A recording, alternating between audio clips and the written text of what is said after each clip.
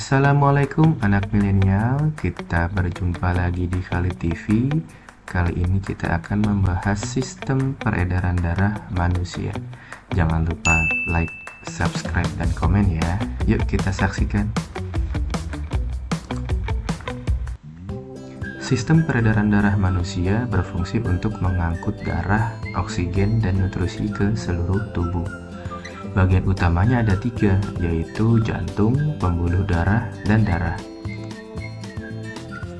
Yang pertama, jantung. Jantung berfungsi sebagai pompa untuk mengalirkan darah ke seluruh tubuh. Jantung memiliki 4 ruang, 2 serambi, dan 2 bilik, yaitu serambi kanan, serambi kiri, bilik kanan, dan bilik kiri. Bagian jantung dan fungsinya yang pertama adalah serambi kanan. Serambi kanan posisinya di sini menerima darah kotor yang mengandung karbon dioksida dari pembuluh vena dan memompa ke bilik kanan. Dan bilik kanan memompa darah kotor ke paru-paru agar karbon dioksida digantikan dengan oksigen. Selanjutnya, serambi kiri menerima darah bersih yang mengandung oksigen dari paru-paru dan memompa menuju bilik kiri.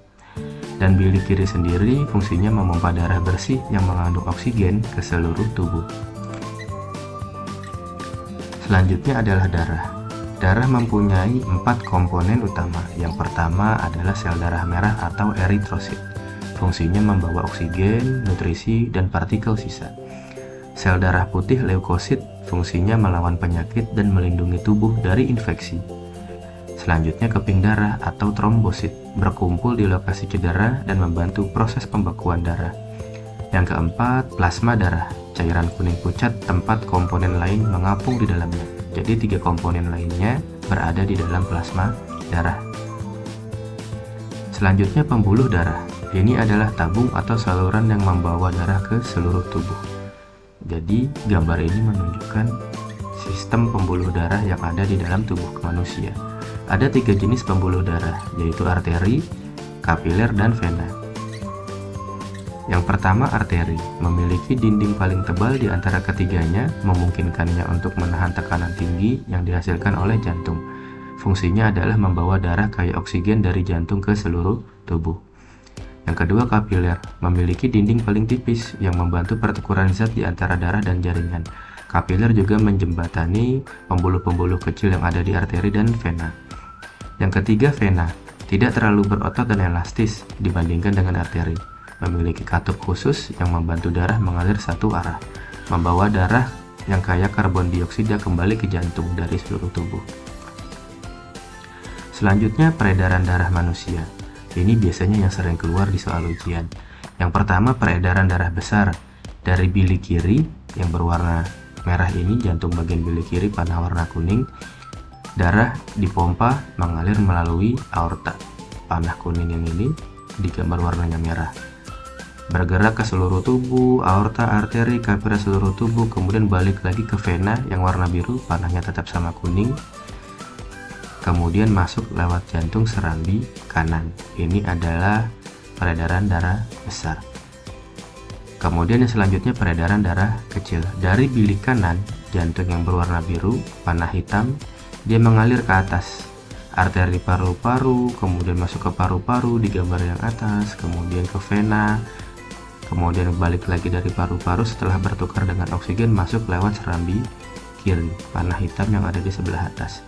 Ini adalah peredaran darah kecil.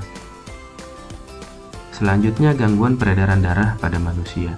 Yang pertama, hipertensi dan hipotensi. Hipertensi adalah tekanan darah tinggi dan hipotensi adalah tekanan darah rendah. Kemudian anemia. Anemia adalah kekurangan sel darah merah. Ya, karena sel darah merahnya terbuang, akibatnya cepat lelah, sering pusing atau wajah pucat. Kemudian stroke. Pembuluh darah di otak pecah atau tersumbat. Kemudian leukemia, berlebihnya sel darah putih. Jadi harus melakukan transfusi darah. Kemudian aterosklerosis, akibat penumpukan lemak dalam dinding pembuluh darah, terutama arteri. Kemudian talasemia, kelainan pada eritrosit yang berakibat sel darah tersebut mudah rapuh dan cepat rusak. Ini biasanya keturunan. Kemudian hemofilia, penyakit yang berakibat sukarnya darah membeku. Jadi kalau luka, darahnya sukar membeku, ini namanya hemofilia. Ini juga penyakit keturunan. Kemudian varises dan hemoroid.